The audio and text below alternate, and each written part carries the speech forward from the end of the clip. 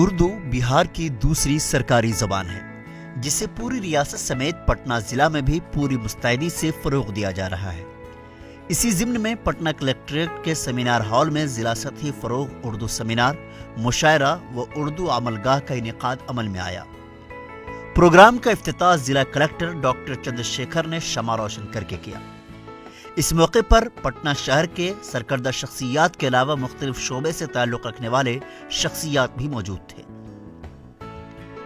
نئی نسل میں اردو کے تئیں محبت اور جوش و جذبہ پیدا کرنے کے مقصد سے اسکول کے طلباء و طالبات کی تقاریر کا بھی ایک حصہ مختص تھا، جس کے تحت اردو زبان کی اہمیت پر مختلف اسکولوں کے 11 طلباء و طالبات نے تقریریں پیش کی۔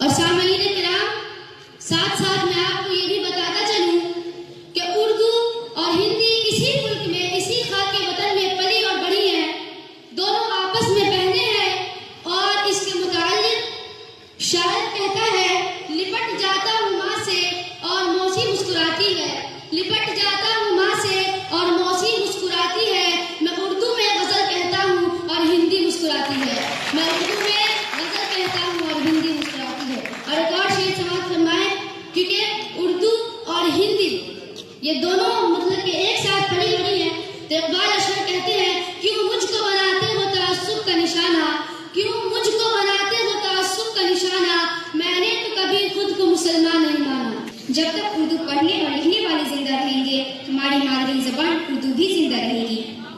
اردو اپنے پڑھنے، لکھنے اور بولنے کے بلبوتے پر کل بھی زندہ تھی، آج بھی زندہ ہے اور آنے والے کل میں بھی زندہ رہے گی۔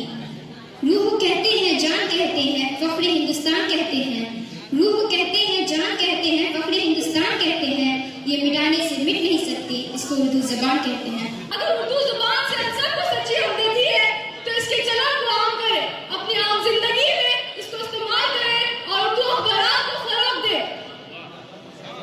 اور یہ گارجین کی ذمہ داری ہے کہ وہ اپنے بچوں کی زبان اور ان کے تلفظ پہ دھیان دے اور شروعی میں ان کی اصلاح کر دے، تاکہ ماں بچہ بھی اردو زبان کی چاشنی سے محروم نہ رہے۔ اس موقع پر صحافی عتیق الرحمان شعبان نے اردو کے حوالے سے اظہار خیال کرتے ہوئے کہا کہ ریاستی حکومت کے ذریعے بہار میں اردو کو فروغ دیے جانے کے لیے بہت ایماندارانہ کوششیں کی جا رہی ہیں، لیکن اس کے باوجود چند اہم مسائل بھی درپیش ہیں جن کی نشاندہی سے یقینی طور پر حکومت و انتظامیہ کو فائدہ ہوگا۔ بنیادی تعلیم کا فقدان، ریاست کے 72,000 سرکاری پرائمری اسکولوں میں سے 50% اسکولوں میں اردو اساتذہ نہیں رہنے کے سبب اردو کی تعلیم متاثر ہو رہی ہے۔ اردو اساتذہ کی بحالی کے لیے خصوصی انتظام کیا جانا چاہیے، جیسا کہ اسپیشل ٹی وی وغیرہ کا انعقاد کیا گیا تھا۔ یہ تو ریاستی سطح کی بات ہوئی، لیکن پٹنہ ضلع میں بھی بہت سارے مسائل ہیں۔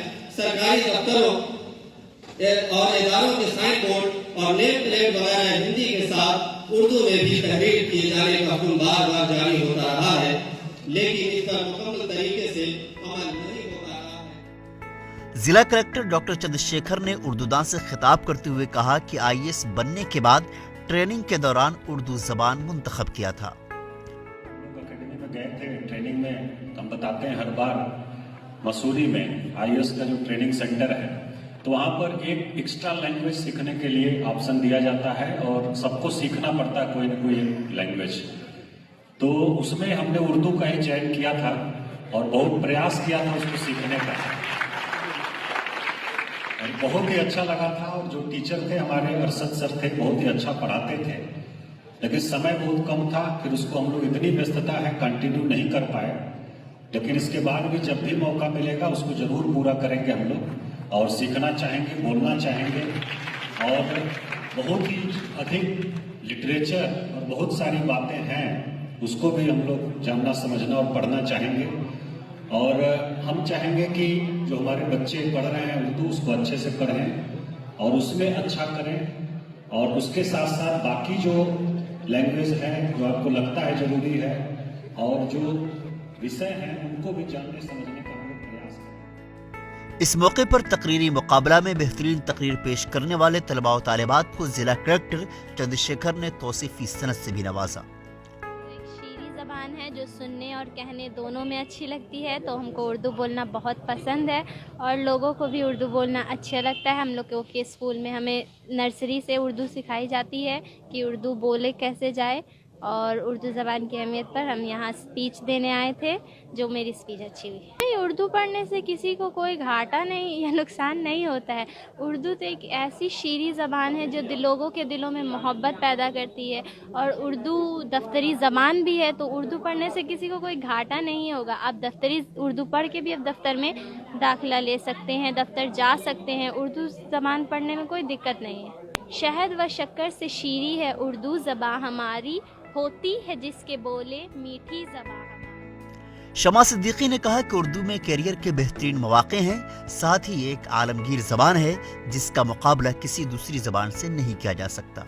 अगर हम लोग इसी सब्जेक्ट को उर्दू को लेकर के पढ़ें तो आगे चल के इससे रिलेटेड बहुत तरक्की हासिल कर सकते हैं, क्योंकि अभी लोग उर्दू बहुत कम सीख रहे हैं और आगे चल के अगर इसकी ज़रूरत पड़ेगी, लोग उर्दू में अगर अपना लेक्चर कंप्लीट किए रहेंगे, कोर्स कंप्लीट किए रहेंगे, तो उनको ज़्यादा मुआवजे के साथ ज़्यादा तरक्की मिलेगी और लोग उनको ख़ास करके उनको चुनने जाएंगे अगर उनकी अच्छी तालीम होगी। तो इसलिए हम लोगों को उर्दू में ज़्यादा से ज़्यादा तालीम हासिल करनी चाहिए। और हम लोगों के स्कूल जो हम अय्यूब उर्दू गर्ल्स हाई स्कूल से पढ़ते हैं, तो वहाँ नर्सरी से लेकर के 12th तक है, तो वहाँ 12th तक उर्दू की पढ़ाई मिलती है। हमको इसको पढ़ने के बाद ऐसा लगता है कि इसको पढ़ें तो कुछ सीखने को अच्छा मिला, कुछ नया नया अल्फाज जो देखने में लगता है कि हाँ कुछ है, जो बोलते हैं तो लोगों को लगता है कि बहुत बेहतरीन शीरी लगती है, वैसे अच्छा लगता है पढ़ने में, सीखने में। इसलिए इसको लाजिम तरीके से। एक नशिस्त के बाद दूसरी नशिस्त में महफिल शेर व सुखन का आगाज हुआ, जिसमें शोरा हजरात ने अपने कलाम पेश किए।